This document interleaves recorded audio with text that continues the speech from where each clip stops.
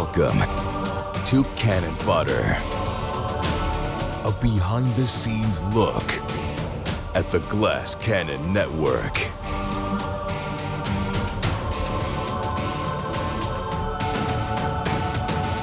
Yeah! What is going on, everybody? Welcome back to Cannon Fodder. It is Wednesday, November 20th, 2024, and I'm your old pal, Joey O'Brien. Hey, I'm Troy. Hey, Troy. How are you today, buddy? Hey, I had my Archer's first grade concert today, and I wanted to run something by you. So they finished the concert, and it was like half an hour long. Describe the concert. This is just the kids stand up and sing. They stand up and sing, but there's kazoos, there's sign language, there's all sorts of stuff. And the theme was, when I was a kid, I guess it's because I went to Catholic school, we did Christmas concerts. Because you're not allowed to do that anymore. So they did I guess it was basically like a fucking Thanksgiving concert. Archer was not having it. He's like, why are we singing Christmas songs? I'm like, you got an hour and a half? I'll explain Everybody at school was like, because it's not Christmas season yet. You it's lunatic. ridiculous. They finished with Jingle Bells, and he was into that. But anyways, at the end of it, they give the sound like such an asshole. They give the music teacher flowers, and a couple kids come up and give her flowers. And so I said to Sam afterwards, I'm like, it's kind of weird that they just gave her flowers for doing her job. Well, you are famously anti-attaboy. You hate an attaboy. Well, you know what? Because when I give them out, I imagine the person hearing it is like, wow, I really did a good job. Because I don't give them out that often. I don't like it. It's like... But 98% of the time, people are miserable. What is the show is like, I think it's Mad Men. It's like, I never got to thank you. I thank you with a paycheck. That's the money that I pay you to do your job. Is that Mad Men? Yeah. I'm butchering the quote, but yeah. It's just so weird. It's like, oh, they got her flowers. It's so nice. It's like, all she did was her job. It's a really hard job. I imagine. That's why they pay her money at the end of the What's your wife's response to that? She's like, you're terrible. She's like, it's a really hard job. I'm like, yeah, I imagine she gets paid to do that job. Yeah. Nobody gives I'm sure me she flowers. gets paid really well. She doesn't get anything to do that job. But now she has flowers that will be dead in a week. You said you wanted to ask my opinion on something. Was it, should this woman get flowers? No, I was like, is that crazy? Or, I mean, obviously it's a bit, but I thought it was funny. I was like, yeah. Oh, isn't that nice? She did her job and they gave her flowers.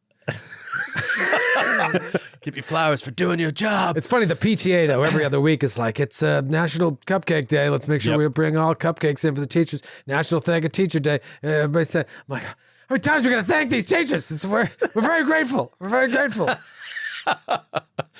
Yeah, I don't know. I don't do well with it. I certainly don't keep up with the gifts. My wife is very good about the gifts for teachers. I prefer to just go in and be very thankful in person. I'm not a big fan of here's more chocolates and here's more garbage. I just like to, at those parent-teacher conferences and stuff, I don't spend the time being like, how are you working to make my child better? I spend the time being like, I'm sorry about my child. They're the worst.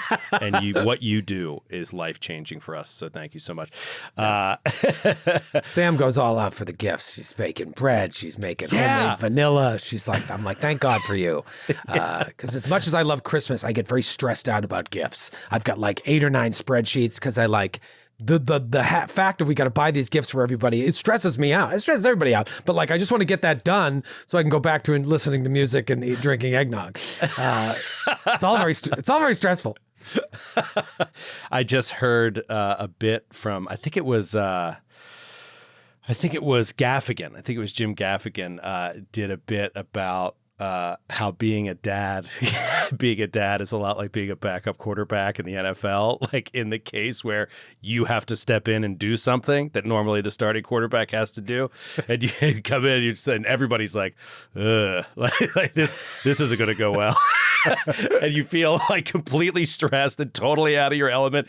And then when the starting quarterback comes back, you're like, oh, thank God. I can just be on the sidelines, ready to go whenever you need me. Anyway, welcome back to the FOD, everybody. We've got some exciting news this week, new streams hitting the Twitch this week, and a new, not a new game, but an exciting new announcement about an upcoming show that's going to be new coming up here in the holiday season. We hope, but here on the FOD, we'll tease things that are never going to happen. We do it all the time. But it's all about telling you what we're working on and what we're hoping and what we're planning. And so, yeah, hopefully that'll come to fruition. Then, of course, we'll talk a little GCP before We Are Stupid and Listener Mail, a special edition of We Are Stupid this week as we include more than just Pathfinder 2e. All right, let's get into the news. Today, we are officially doing it. We're streaming Gloomhaven. Can you believe it? I forgot that was happening. We're streaming Gloomhaven because we have such a good time doing it every year at Extra Life. We did it this year, and once again, you said, we should do this more often. And we always say that, and then we wait a year before our next game session. And this time, I was like, no, F that. We're booking it. We're booking a time. And I wrote you, and I was like, can you do this time? You were like, no, but I can do this time. And I was like, then we're booking it. And so we're doing it today, 2 o'clock Eastern, live on twitch.tv/theglasscannon. McD, Troy, and I continuing our Gloomhaven campaign. And this is going to be great because, during Extra Life, we're just kind of having a good time. And the primary thing we're trying to do is raise money for these hospitals. Now, in this case, we actually have to get the work done here. We have got 3 or 4 scenarios that we have failed. We failed all of them at least once. And so we have to beat one of these things. We got to get in there and beat it. So it's going to be a fun time trying to knuckle down, get our strats right, and beat these scenarios. So that's going to start this Wednesday. And we're going to go again on Thanksgiving week, which is going to be awesome. Tuesday of Thanksgiving week, 10 a.m. Eastern, an early start time. We're going to play a little Gloomhaven as well. So more Gloomhaven to come, which is really, really fun. I'll come back to Thanksgiving week in a second. News on that front coming, but also I want to remind you or let you know that this Friday, there's another stream happening, 12 o'clock Eastern. I'm continuing our Wildermyth adventure, incredible 5-chapter story with Paula, Mary Lou, and Sydney. That is, we finished chapter 1 last week, boss fight, the whole thing, character death, so much fun. And now we're going to continue that story this Friday at 12 Eastern. So be there live. It's a great crowd. We had a great time. And yeah, all good stuff. All good stuff. Oh, by the way, definitely tune in to the Gloomhaven stream today at 2 o'clock Eastern if you could do it live, if you're listening to this in time, because we're going to have a pretty spectacular giveaway there. We're going to be giving away a brand new copy. I don't even think you know this. I don't. A brand new copy of War of Immortals from Pathfinder 2nd Edition. So tune in to that Gloomhaven stream and get yourself a hard copy cover. That's a novel, hard right? Copy. What's that? That's a novel, right? Or is that the AP? No, it is not. It is neither. Oh, neither. It's basically the mythic rules, basically. Yeah. But it also includes story of 2 new classes, right? Like I believe so. Yeah, I haven't delved into it. It's so brand new. I haven't even had a chance to dig into it. But we want to give a copy out to the Naish for tuning in and watching Gloomhaven live. So come by. That's insane. Yeah, that's great. It's gonna be awesome. Wait, I want to look up these classes now that we're talking about it. I think I want to say archivist, but now I think I might just be making that up. Oh, yeah, no, I am making up. The Exemplar and the Animist. Oh, the Animist. The Animist was a backup character of mine in 1E for, I believe, Raiders, maybe? Like at one point I had a backup character that was the Animist, because that was like not a prestige class. What'd you call it? It was one of the alternate classes in 1E, in the later days of 1E, that I thought would be interesting. I'm pretty sure it's Animist. 90% sure. Huh. Anyway, excited to see that. And we'll give a copy away. So that's exciting stuff. Let's talk about Thanksgiving week. Thanksgiving week is a little bit of a vacation for us here in-house. We kind of spend some time with family, get away from recording and stuff like that. So there will be no Glass Cannon podcast episode next Thursday, and there will be no Cannon Fodder next Thursday. So Fodder and the Glass Cannon podcast will return the first week of December as we lead up to PAX Unplugged and our live show in Philly. Looking forward to that. So no FOD next week, but we'll be back the week after. And then, so right around that time, we are planning to record a new Marvel one-shot. Are we calling it a one-shot? I mean, it's a one of three shot. I don't know how interconnected they're going to be. They could all be their own separate stories, or they might be connected. I'm not 100% sure yet. But yeah, we're recording it next month, and that's going to drop. I mean, who knows how long it's going to take? Maybe January. Doubtful before the holidays. These shows always take a long time because it's in studio with me running you, Matthew, Skid, Sydney, and Nick. The Marvel 5. The Marvel 5, the Marvel crew. We've been working with Marvel for months to put together a package for another show, series, however you want to put it. And we've come up with something that's going to be really fun for us to to start shooting in a couple weeks here and to continue shooting in 2025. So very much looking forward to that. And I hope we could put something out, right around Christmas. But the post-production details that on Marvel's end are something we totally can't control. And so we'll see, once their people get a handle on it, and approvals take a lot of time because of red tape and stuff like that. So if it doesn't come out till January, we'll keep you posted. Follow our socials for updated news. But just letting you know, more Marvel is coming down the pipes, and we're very, very excited. All right. What else? Let's Anything talk. else? Anything else news-wise? I don't think there's any breaking news. We got a lot of news, but there's just things are still, we can't say it it's end yet. of the year. I think next year there'll be, you and I were just talking about maybe a mini State of the Naish just to drop all of this info beginning of December with the tour and other big things going on. Mid-December. Yeah, but we're not ready yet. But we're not ready yet, but I think by second week of December, hopefully, somewhere around there, we could schedule a little mini State of the Naish and let you guys know what our plans are going into 2025, because some things are changing.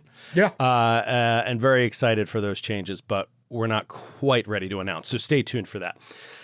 All right, back to the GCP. Not a lot to talk about, honestly, with this episode. We're going to get on to other stuff quickly, but I just wanted to touch base with you as we finally get out of this, this lethal combat situation and have an opportunity to actually talk to Sakuachi, move the story forward a little bit, and level up, which is great. We get a chance to level. We get a chance to get a sense of what Sakuachi is doing there. This quest to find a living god.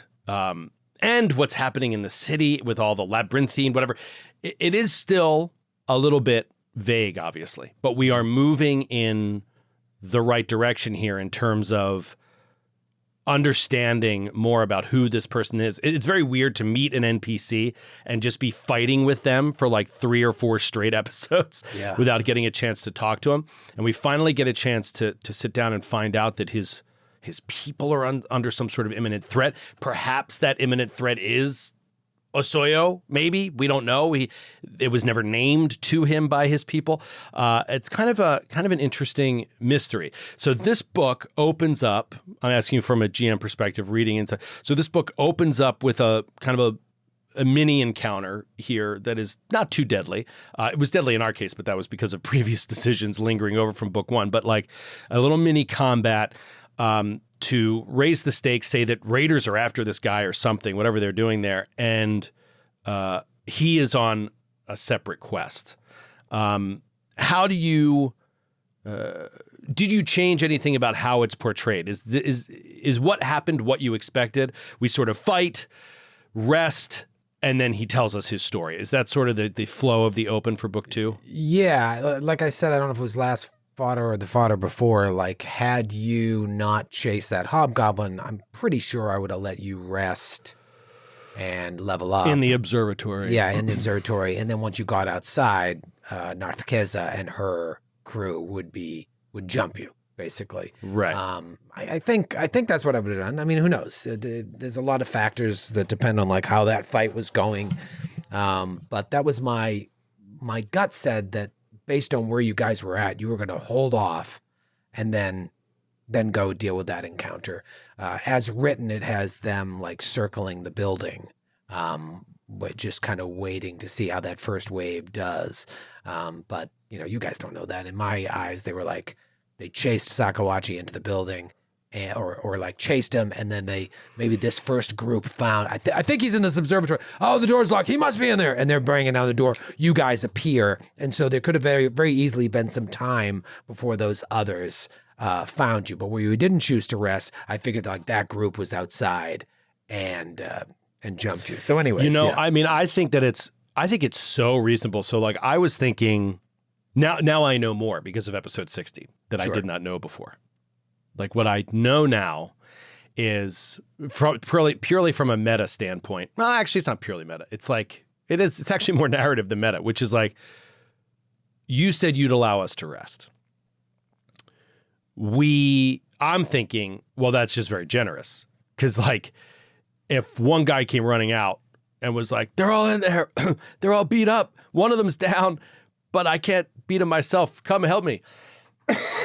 Pardon me. Why would they not all run in there? Like you're just being like overly generous is like my first take on that.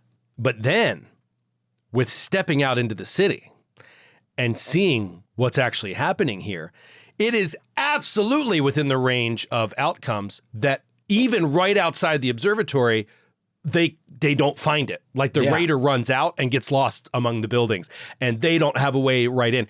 And I love that from a design standpoint because it truly gives the GM freedom to say, okay, they're already at the observatory and they can just run in. Or even if they were just a block and a half away, they can't find their way there. And now they're going to get jumped in the middle of the city later. It gives you a lot of creative freedom for how to approach that encounter. So now it makes a lot more sense to me about why we could have gotten a rest if we didn't follow that hobgoblin out into the city. I mean, the other alternative is like Barnes follows the hobgoblin out there and gets lost. Doesn't find his way back. Yeah, I thought about that in the moment, because we're recording it and I'm like running through possible scenarios. Do I just have Barnes get lost? And I just decided to have it be let's just get back into the combat. But there was a lot of different ways that could have played out. Would have been interesting, like have Barnes get lost and Barnes not be there for however many episodes, or have him show up later. But I was like, I started to think of the logistical problems. Like, so is Matthew going to bring in a new character for 5 or 6 episodes, or is Matthew just going to sit there and be silent until Barnes reappears? Am I going to create this whole Barnes side quest? And I'm like, let's just do a fucking combat. But after meeting Joraf and Yana, it's pretty clear like they've figured out how to navigate the city, but there's no reason to believe these hobgoblin raiders have figured that out. So they very easily could have gotten lost. In the end, in hindsight, everything worked out great for you guys, relatively speaking. And now is the time to like catch up with Sakawachi. You know that he had some sort of connection with Lavallee, but you don't really know what his story is, and his story seems I thought that we were going to be meeting like an academic who had been working at this observatory for a decade or more that was like constantly watching the stars. This is it's a twist. I really did not see this coming, that, we're in the middle of some sort of corrupted, whatever it is, corrupted or magically, we don't know what's going on. However, there is, it is interesting because part of what I was thinking is like, did you just try to move the story along quicker by having us find his companion and these initial members of some local tribe, like easily without having an encounter in the city? Now I'm kind of realizing like that could have been the encounter in the city is the Narth Kessa fight. Is like that was it. We just did it early. And now moving around, we can kind of find them a little bit more quickly. This is all coming to light. I don't know. I think if I was running it, you know what? I know that I would have let Barnes get separated from the party. I'm just kind of into it now. I'm into exploring that. The tricky thing is I'm a Delta Green handler. It's different. Like, it's hard. I run Call of Cthulhu. I think it's I know, but I'm saying it's hard to run party split story in PF2E well. At a certain point, you just got to force them back together. It doesn't really work, which is a shame. You'd have to like rewrite things in a big way. Yeah. But to me, it's fascinating story to be lost and alone. For sure. I was in the moment because I'm not like, hold on, let's stop recording for a minute while I think. I'm just trying to like keep the tension going because you guys are tense. If I pause, we lose that tension, Yeah. And that's a lot of times why we don't pause to look something up, because like I feel like we've got good tension and conflict. If I really grind things to a halt, it affects the quality of the performance. It affects the quality of the show. So it's that give and take. It's just a feel thing in the moment. And I was really racking my brains as Barnes went out there, like, what the fuck should I do? But there's a lot of logistics of like, how many episodes are we recording that day in the studio? Is Matthew going to have time to roll up a new character? And then how am I going to have that character just come upon them in the observatory? Who is this person? Are they a gatewalker? And as I started to look at the stack of questions before me, I was like, let's just kill them all. But it's certainly way more interesting to have Barnes be separated. And now it feels like a lazy answer, but there's just a lot of logistical things that affect this type of show versus a home game where I had to make the choice that I made. But man, it really would have been fun. And something I'd love to do is just have a character fucking disappear. And we don't know. We don't know. And maybe we check in with them. We see what they're doing and we don't see them again until book 3. Who knows? There's a lot of different ways you could do it. I mean, we did it in Giant Slayer. We did it in Giant Slayer. I mean, I loved it. I loved creating a new character and playing a new character without having the old one be dead. With actually just not knowing where the old one is. Like, it's the best, yeah. It's so fun. It's so a great way to build backup characters, without explicitly building backup characters. Just give your character a timeout. So moving on to the level up, what are your thoughts on Barnes's class feat selection? Such a dick. I'm fucking with Troy. We recorded that episode, 6 weeks ago, maybe, if not more. Yeah. And he has no idea what Barnes' class also, feat I choice couldn't was. tell you 2 class feats. I don't know anything about PF2E characters. But monster abilities, you know all about monster those. abilities, we could talk. But no, it was great getting to level up. We're not going to go into any detail here because I'm not with the players. I'd love to talk to you about the players, but I think in the episode we do a pretty good job of walking through our thought process and why we landed on the things that we landed on. And otherwise, I'm going to leave it at that because I feel like we have recorded past this point. Anything that I continue to speak about with what happened at the end of the episode and these people that we've kind of walked into, I feel like could just give away stuff accidentally without even meaning to. So I was worried about that too. Yeah, so I'm just going to kind of leave it at that, and we'll be back in 2 weeks, and we'll have a lot more detail about who these strange, like rough-looking, tough-looking customers are, as you put it. The wildlings beyond the wall. The wildlings beyond the wall, in a way, yeah. All right, let's see what Professor Eric had to say about this largely non-combat episode in a little We Are Stupid. Where is it? There we are. Are we stupid? No. Stupid! We are not stupid. I heard something about Sydney's spell choice or something. Dirty trick? No, not dirty trick. She took a fear. Yes. And that was silly or something. Was it silly to do? Or here's what Professor Eric says on the topic. Now, Professor Eric has listened to this more recently than you and I have, and I feel like it must have come up I believe it came up in the context of Sydney saying that she's taking it as part of the Oatian Spell Sage dedication, Sky Sage dedication. Uh-huh.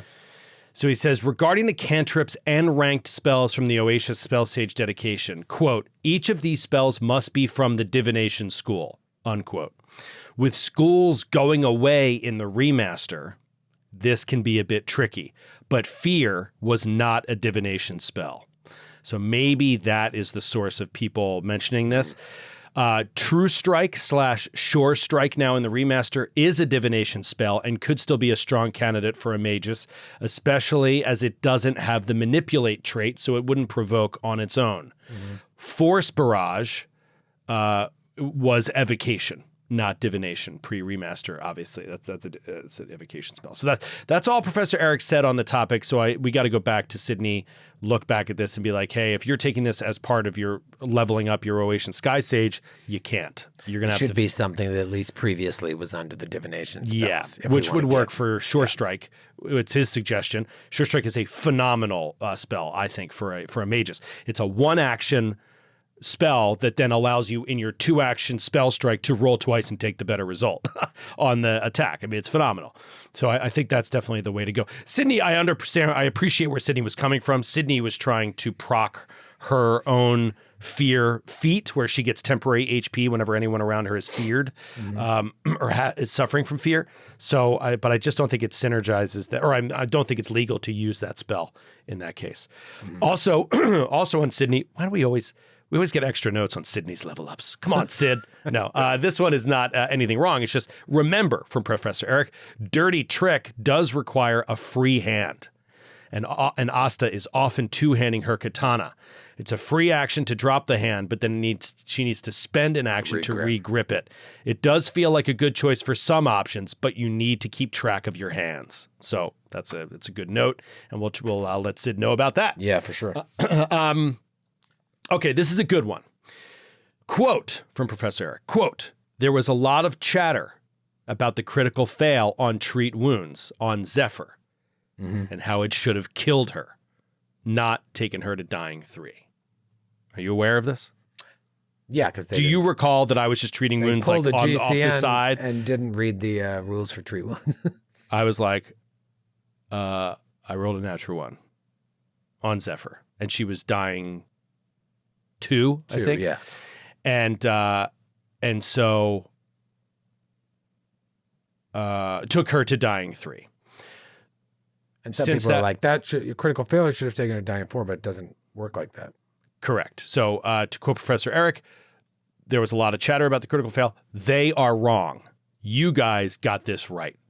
The relevant line is, quote, if you take damage while you already have the dying condition, increase your dying condition value by 1 or by 2 if the damage came from an attacker's critical hit or your own critical failure.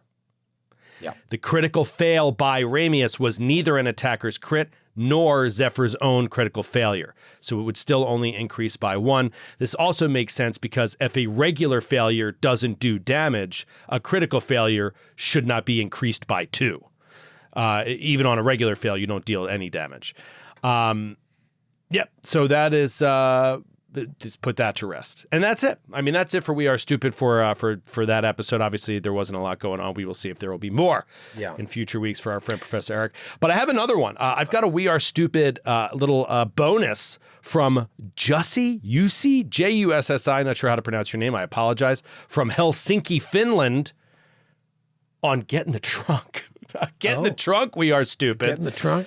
Yes, apparently, and I do remember this. I do recall this. I missed somebody suffering temporary insanity for taking 5 points of sanity damage in a single blow.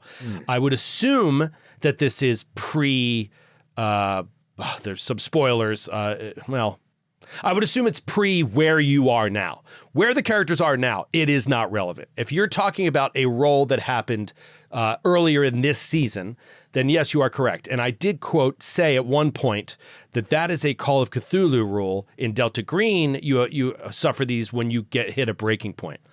And Jussie's correction is in DG, you do take a temporary insanity when you lose 5 or more hit points. And as soon as I saw this statement, I remembered it because I actually did this in another season of Get in the Trunk. I think it was season 1 of Get in the Trunk. It happened to not Mrs. O'Lady. It happened to Dr. Lyra Westover. It happened to Lyra. She took 5 points of sanity damage and had to fight or flee. That's what it triggers. You have to roll a luck roll if you fight or flee. And she fleed. And I remember that whole scene. And so, yes, I did once know this rule. I forgot it and misspoke stating that is a Call of Cthulhu rule, but that is incorrect. So thank you for the correction.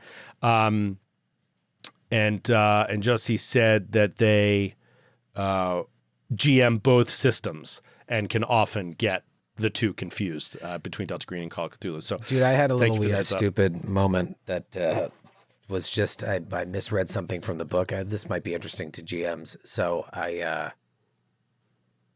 when Sakawachi was talking about the symbol on his hand, I just had misread it. His grandmother grabs the back of his neck and imprints it on there. It's on her hand. She imprints it on the back of the neck. But I already said it to you and got the reaction. I'm like, it's just not important for me to redo this and be like, hold on. It wasn't on his neck. It's on his hand because it really doesn't matter. But It's the other way around. You just said it again. It wasn't. It wasn't on his hand. It's actually on his neck. Right, as written, it's on right. his neck and not his hand. But I already said it at that point. I'm like, okay, well, now that's canon. So, like, if you're working with a pre-written adventure and you get something inconsequential like that wrong, you don't need to strike it. You just kind of roll with it. And now it's on his hand. Right. Don't double back. Yeah. Yeah. Those cases, it's just like that is embedded in the player's minds. You'd be surprised how quickly those things take root. Don't try to uproot them. Just let it go. It's also more interesting because then his is in a different spot than some of ours, and it's because mine's on my neck. They said a lot of people's it's on their neck, so that's probably why they wrote it that way. Yeah. But I think it's interesting that it isn't. It's much more interesting that you guys share that symbol. That's the crux of this. The location of the symbol is not important. Right. Agreed. Okay, let's take it to the Naish for a little listener mail. To the Nish. Sing us in, Nick. It's time to listen to me. You gotta get your brain on it. Time to listen to me. You gotta cue that fucking head. Guess who's back, Troy? Guess who's back? Back again. I don't know who. Jerry the Hater from Norway. He's back. Dun. Nobody in Norway is named Jerry. It's got to have like a weird backwards E. Telling you, just using a fake name because he doesn't want to be identified as the hater that he is. Wow. No, of course I am landing on pretty thick. Jerry the Hater, as he put it his Jerry, as he put it in his response, just wanted to say, hey, sorry, I'm not a hater. I love everything you guys do.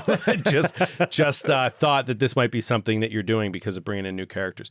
He does say he concedes some of our points, but disagrees with others, but he's not going to go into it because he's not interested in creating an ongoing argument. But he just sent a very nice message about how much he loves all that we do and how he's been a fan for a very, very long time. So thank you, Jerry. And then right at the end, he says, please accept my apology for my tone, if nothing else. I did not mean to come across as a hater. And then it's signed Jerry. P.S. That's totally my real name. It was funny, though. We were like, nobody in Norway is named Jerry. Come on. You're attacking us under a pseudonym. No, thank you, Jerry. We appreciate it. Always good to have those discussions, though. I mean, it created a lot of discussions in the comment feeds. It was great. That's why I love those kind of questions, even if they make me angry. It's fun to do. All right. Thomas from Salem, Oregon writes in with a question for Troy. He mentioned now, this is past now. We know we're at episode 60 here. Things have passed. The immediate danger has passed, but the question still remains. He mentioned that Gatewalkers could end in a TPK, and if so, he'd start a new adventure path. My question is, are you already prepping the next adventure? I assume that's an easy no. But the follow-up question is... That's a complicated... Yeah, exactly. So you could answer that. And then the follow-up is, how much or how long do you spend prepping for a new AP? How do you go into new AP? Like, how do you start shopping, basically? Ooh, that's a good question. I did not start prepping a second AP. I did casually glance at the Paizo APs. What was available, what was coming up, just out of curiosity. Let me say for the record real quick that the reason he didn't start prepping a new AP because of a potential TPKs, we had decided like off air that there would be some weeks off if that happened in order to prepare, the new adventure. Like we wouldn't be going in the next week, so we wouldn't have to be prepared with a new adventure 1 week, ahead of time. So that's why he wasn't preparing. But anyway, continue. I have run sessions of the Glass Cannon podcast, not campaign 2, but campaign 1. I notoriously didn't read the entire adventure path of Giant Slayer. I just read them book to book as we went along. But I started books without even finishing the whole book.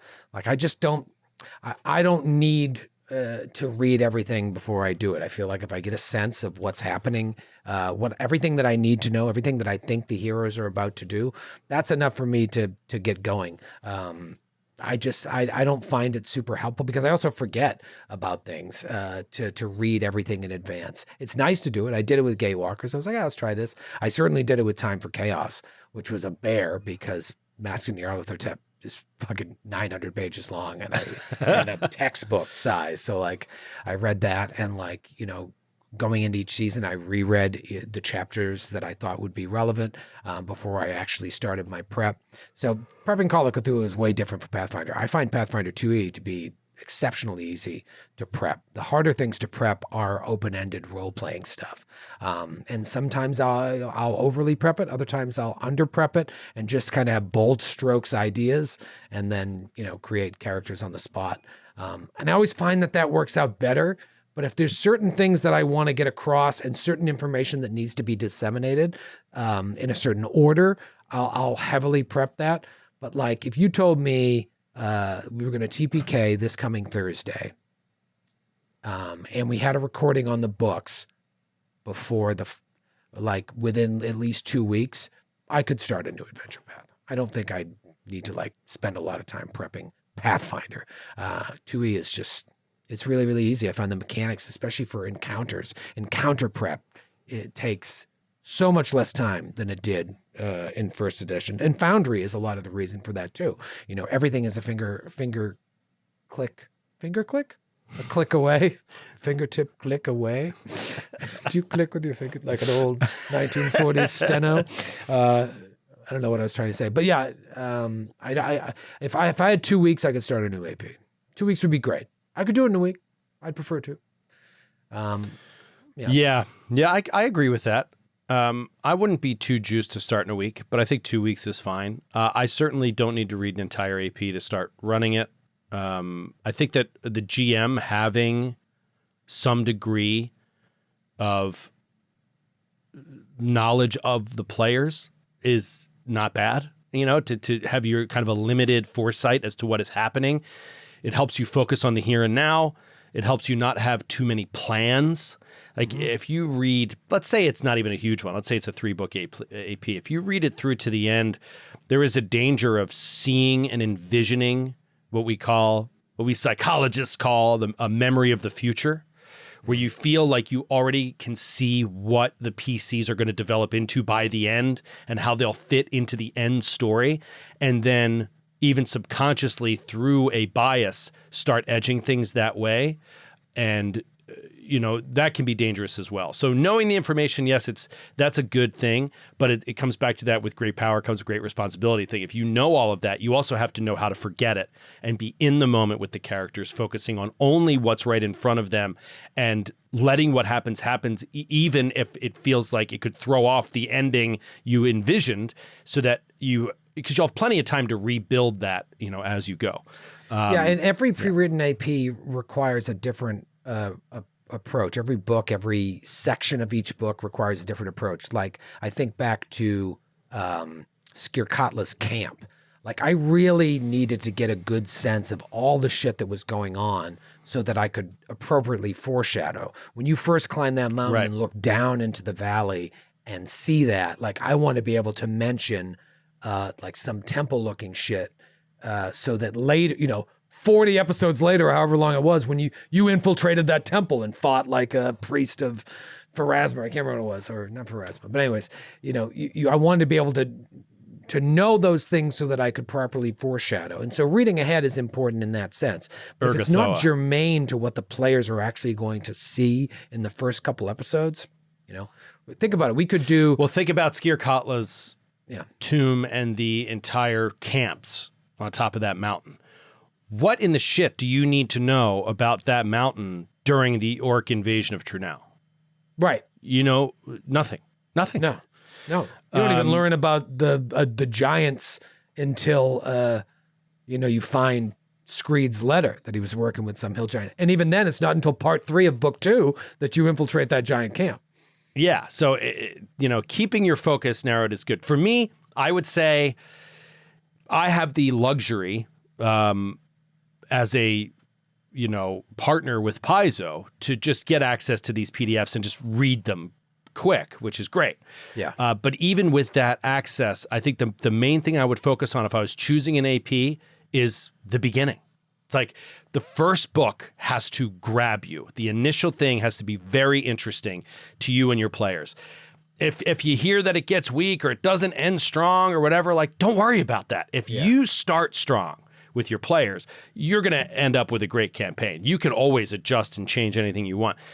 But if the setting, the concept, the hook at the beginning is not what your players are into or not the style you want to play, like, it's just going to go nowhere. So I don't think you have to worry about, I want to make sure I read all 3 books before we start and make sure I like the whole thing.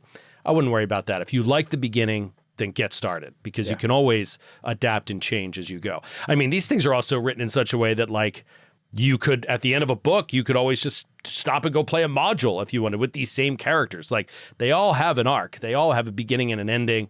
And yeah, you could piece them together however you want. It's interesting. I had this fun idea, but I don't know if I want to talk about it, because maybe I'll do it someday. But I did have this really fun idea. Okay. Yeah. I was like about to say it. I'm like, actually, this might be a good idea. So I'm going to hold on. We'll save it. Yeah. It doesn't, you can take as long as you want. But at the end of the day, like, just get started, because people will lose countless hours prepping. Just get playing, get it out there. It's never going to be perfect. Learn as you go, and there is a great danger in over prepping. There's less danger in under prepping, because the players don't know what's going on behind the screen. You know what I mean? If you're like, fuck, I don't know how to run this monster. They don't know that unless you tell them you don't know how to run that monster. You know what I mean? Just create a challenge for them. And if they start calling you on it, like, wait a minute, that's not how that works. Be like, oh shit, you're right. Let's just take that back. But yeah, just get playing. I was talking to Jared about this the other day, actually, in the just get playing, prep less, sort of idea. Having your monsters prepped flawlessly and running them really effectively is good. That's not a bad thing. Yeah. However, if you find yourself a little unprepared for something the PCs did and you need to throw something their way, and that could be the form of a monster, or it could be the form of a hazard or a challenge, right? You got to climb a wall, you got to get over a pit, you got something that you weren't expecting them to have to face, and now, you worry about going through the rule book trying to find a stat block or a way to make this challenge work or whatever it is. I was talking to Jared about this the other day. It's just like, don't overthink these things. PF2E, I feel, has built an amazing, I think it's a fantastic structure of balance that makes it extremely easy to wing things based around their DCs by level. I mean, it's really straightforward. It's like you take the DCs by level, and any hazard, any kind of challenge you throw in front of them, you can, immediately come up with target numbers for target DCs for any number of challenges, whether you want that to be of a similar level with the PCs, or you can make it a little harder, a little easier, totally up to you. Same thing with monsters. If you don't have anything about them, but you think they might have claws, it's just like, that the 2 hit is always going to be right in the range of 10 less than that AC, or right DC, or right around or among the players. You know what their hits are. You should have their character sheets. Just base it off of that. Like, if you don't have the exact numbers, and just get rolling, and the players will never know. It's just great. It's a really easy way to get into those situations. Now, do you want to do that every encounter? No. But when you're stuck, you don't have to stop everything. Now, where I do think you might have to stop things, and I appreciate that, is what you said, Troy, is like when you enter into a role-playing sandbox, and it's like you're talking to key personnel in the story that are supposed to give you key information to a pre-written adventure, yes, you might need to be like, I need a second. There's nothing wrong with that, 100%. But generally, those are not times of great tension. So, like, you're not going to lose anything by getting those right, by slowing down. But when you are suddenly ambushed by a monster you weren't expecting, the tension is rising, like, don't end it all by being like, I need to go study this monster stat block. Just start rolling dice and see if you hit. I mean, it's PF2E put a structure in place. It's all in the GM core for this kind of stuff. Check it out. If you have one table on your GM screen, it's that DC by level. I don't have it on there, but if I did put a table on there, that's the one I would put.